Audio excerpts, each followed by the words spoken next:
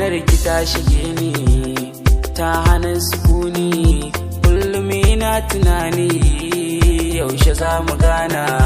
Kai ne farin ciki na, garkuwar jikina, daure riken amana, ne mata kaza na damke ta.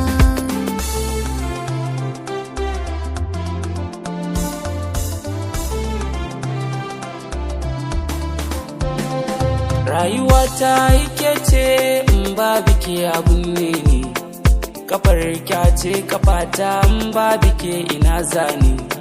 An neme na an rasa, ashe sanki ne ya sace ni, ya sanya ni inuwa rana ta daina kona ni. Kimin mutukar soyayya zan so ki dinga koya ni, domin kar su ganni duk yan mata ki dinga boye ni. Ba wadda ta isa don ba za na bar ta ba, in dai ta kalli mai sona to ba za ta mori ba.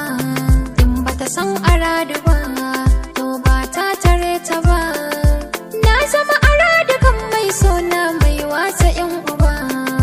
Kin san ina da kishi, zancen ki zana bishi, inda ki kai ladab da biyayya to babu kishiya.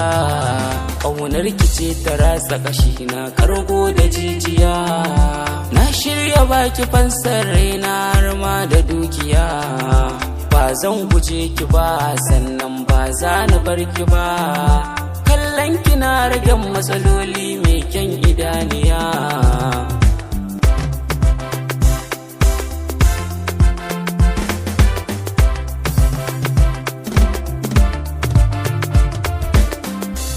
Sahibi na zo ka ji, zuciyata ta taɓo, san kashi ne sannadi zan so ka kawon agaji.